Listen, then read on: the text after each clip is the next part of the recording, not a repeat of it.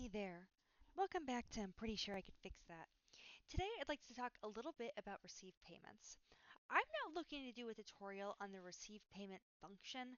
I'm actually looking to do a tutorial on something that I think every QuickBooks user is mad about and they just refuse to, I don't want to say they refuse to fix it, but they simply just don't. Um, it's finding customer payments. So typically, you can just find stuff in QuickBooks, right? An invoice I can search by my invoice number, by my date, whatever it should be.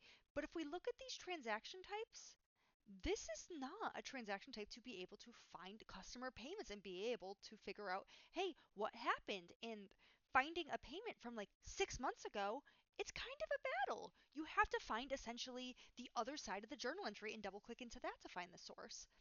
Or your alternative is literally clicking through this thing, and it drives me nuts. So I built a report so I could stop doing that.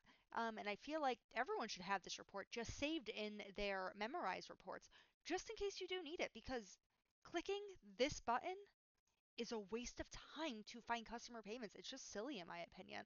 I hope QuickBooks at one point does put the find and really make it work. But until then, here's the alternative that I have for you.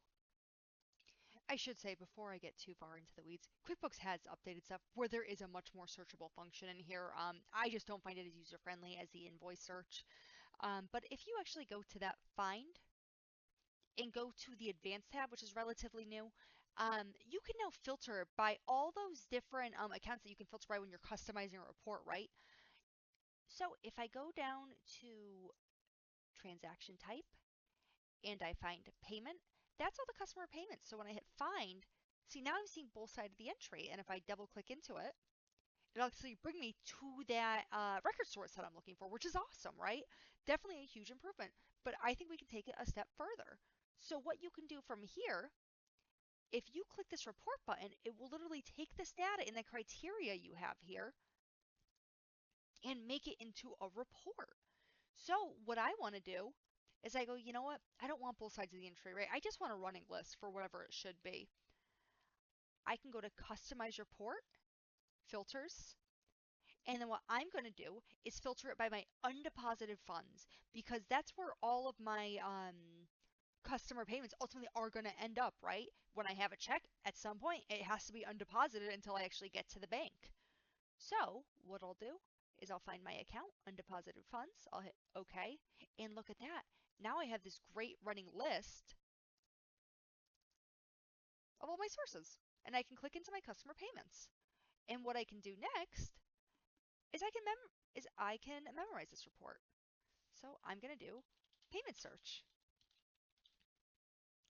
and I'm going to save it in my memorized folder. But now I can use this to essentially have the running transaction list, an easy way to sort and just double click in quickly for my customer payments. So I can use date ranges on it now. So I'll do I only want, I don't know, just the only date range I want for whatever reason. Instead of having to go into, right, so you can say, right, I filtered that one out, which is great. Instead of having to go in, even using that advanced function, if you have a ton of stuff happening, if I want to do that same thing, I have to go up. Oh my gosh, I hate working in this little box. I would go to account, undeposited if I want it to look the same. Then I gotta go find date.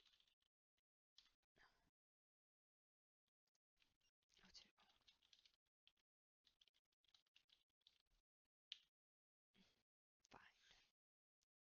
And I definitely, oh, I definitely screwed something up. But, so look at that. So technically this does match exactly what the report is that we just created. But, sorry, I gotta find, oh, where the heck did it go? Um, but it's so much easier to search in this one. And also, this view is not going to save for you. So you're always going to have to go in and know I filter by undeposited fund account type. I go and I filter by the date. I go and I filter by, the whatever.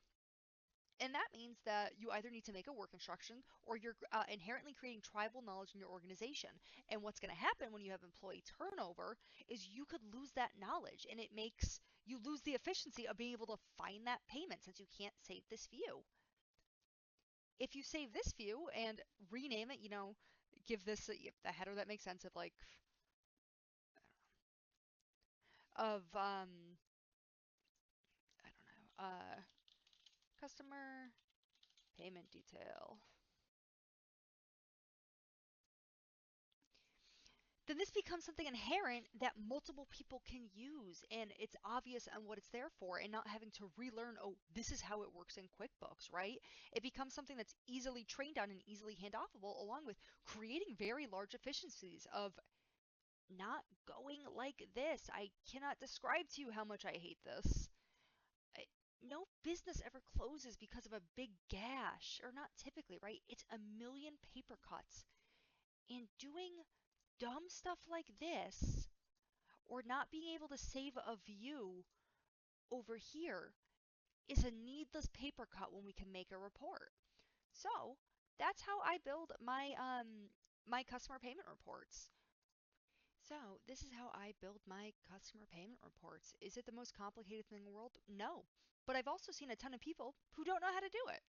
So, now I have it in my memorized reports, accountant payment search.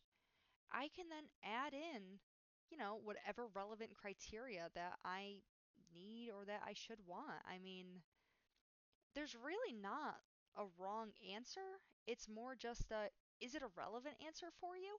So, like, I added in the payment method because I don't know, that's something that's helpful to me, but it might not be for you. But now you can basically add in relevant details that you want to search on, that you use to basically find payments that were either misapplied, unapplied correctly, not applied at all as you're doing your reconciliations. So, I hope this was helpful. A super quick a tutorial, but to me, actually very useful. It was one of those things that when I kind of figured out how to do it, I was like, oh my God, why have I been doing it this stupid way for so long? I was almost mad at myself. But yeah, if there's anything that I could help you with, please feel free to leave a comment below. I know these aren't the most concise videos in the world, but I've got kind of clever solutions to things, but also I'm passionate about trying to help people solve their QuickBooks problems. I really do love small to medium sized businesses and the problems that they face and what we can do to overcome them because there's a lot of limitations, right? When you don't have $1 jillion in capital, um, how do you get your business to the next level? And I live by the concept that limitation creates innovation. And in QuickBooks, we can create a lot of innovation. So, all right, I hope you guys all have a good one. Bye.